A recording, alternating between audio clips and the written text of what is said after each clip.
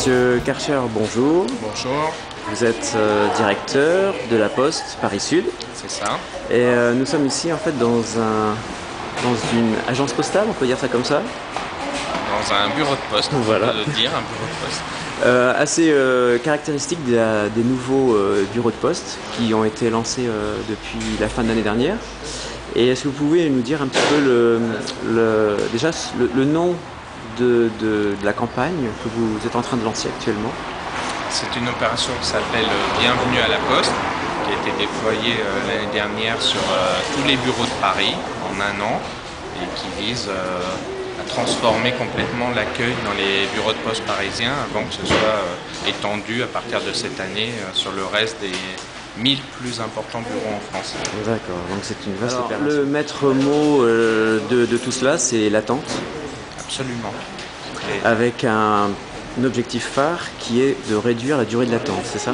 Absolument. C'est l'attente, c'est le reproche le plus important des Parisiens vis-à-vis de la Poste. Ouais. Je pense que le cauchemar du Parisien, c'est l'attente le samedi matin quand on vient retirer à recommander vers 11h du matin et qu'on se demande combien de temps ça va durer, qu'on est un petit peu furieux de devoir passer un peu trop de temps à la Poste. Il fallait qu'on reconçoive complètement l'accueil de nos clients pour que venir à la Poste ce soit un plaisir et que non seulement ils soient bienvenus, mais qu'en plus ils ressortent très heureux de leur expérience. Vous avez parlé un petit peu des caractéristiques qui sont liées à l'attente, notamment c'est pas toujours rationnel cette notion.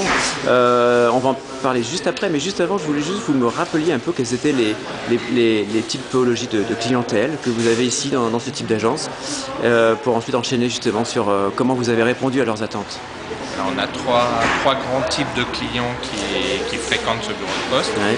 On a d'abord les Parisiens, les particuliers qui viennent affranchir une lettre, déposer un colis, retirer une lettre commandée ou un colis en instance.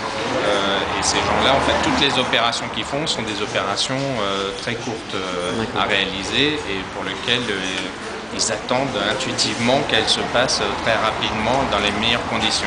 La deuxième population sont les professionnels, donc, qui fréquentent le bureau pratiquement tous les jours parce que ça correspond au complément de leur activité. Et puis la troisième clientèle sont aussi des particuliers, mais ce sont les clients de la banque postale et qui viennent soit faire des opérations sur leur compte, soit rencontrer un conseiller de la banque postale. D'accord. Donc ici, tout est réuni dans l'agence. J'ai parlé de rationalité de l'attente. C'est ça un point qui me semble assez intéressant, que vous avez dû analyser longuement. En quelques mots, pourquoi vous parlez de non-rationalité? Parce que l'attente, elle n'est pas simplement liée à la durée telle qu'on peut la mesurer, elle est aussi liée à la perception du lieu dans lequel vous attendez, à la manière dont vous avez été accueilli, la manière dont vous attendez, à, disons, la plus grande, l'assurance que vous avez que vous allez être bien ou pas bien pris en charge. En gros, si on attend, si on a une marmite sur le feu, on ne supporte pas l'attente, et si on a vraiment du temps, on accepte d'attendre un peu plus. Absolument. Selon l'opération aussi pour laquelle on vient dans le bureau de poste, on accepte d'attendre ou on n'accepte pas d'attendre. Si on vient retirer une lettre commandée, on se dit comment c'est possible que je puisse attendre aussi longtemps pour aller faire une opération qui se réalise en quelques secondes. Mais si je vais envoyer un mandat international dans un pays étranger lointain, ben oui, je comprends effectivement qu'il va y avoir un certain nombre de procédures à faire et je suis assez prêt à attendre un certain moment qu'elles puissent se réaliser. D'accord. Alors ça c'est la première chose, cette notion de rationalité. Vous avez pris un parti qui est aussi d'éclater finalement l'attente, c'est ça? D'éclater les files d'attente. En fait, de spécialiser les services en fonction des besoins, de manière à ce qu'ils soient réalisés de la manière la plus optimisée pour les clients en fonction de leurs besoins.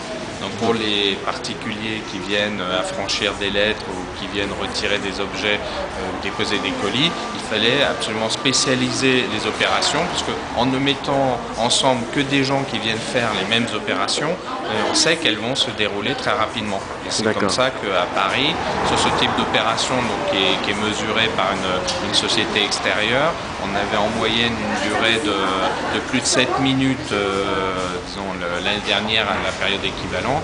Et à l'heure actuelle, on est à 2 minutes 30, ce qui fait que, disons, pour donner un référentiel, il y a un an, on était parmi dans les endroits où on attendait le plus en France, et maintenant, un an après, à Paris, on est dans des endroits où, à la Poste, on attend le moins. Est-ce que vous pouvez justement nous présenter comment ça a été un peu éclaté? Alors d'abord, ce qui est très important dans le concept, c'est que quand le client rentre, il est accueilli.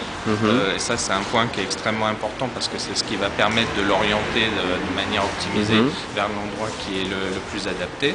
Donc la majorité des clients, on le voit là, ils viennent faire des opérations d'affranchissement. Donc ils vont être orientés vers les automates d'affranchissement qui ont été largement augmentés et qui sont la pièce maîtresse sur les opérations faites par les particuliers qui viennent. C'est les opérations les plus standards? C'est les opérations les plus standards, et puis aussi ce sont des opérations rapides. Et là, les clients vont directement sur les automates, ils ne font pas la queue derrière quelqu'un, par exemple, qui va envoyer un mandat à l'autre bout du monde et attendre pendant une demi-heure une opération qui, pour eux, va durer quelques minutes. D'accord. De la même manière, il y a aussi des automates bancaires à l'intérieur du bureau de poste, à la fois des automates pour faire des opérations sur ses comptes et aussi là-bas une urne qui permet de déposer des chèques. Ça veut dire que là aussi, les clients bancaires aussi, quand ils rentrent dans le bureau de poste, ils peuvent réaliser eux-mêmes un certain nombre d'opérations qui leur font gagner du temps. Avec une signalétique, somme toute, qui est assez travaillée également. Tout à fait, une signalétique, disons, quand les services pour les particuliers, en gros, sont en jaune, les services de la banque postale sont en bleu. D'accord. Là-bas, on retrouve en jaune l'espace qui est consacré à la délivrance des objets en instance. Et l'espace des professionnels est en gris. On retrouve l'espace conseil ici de la banque qui est en bleu. Donc, signalétique colorielle qu'on retrouve aussi à l'extérieur du bureau.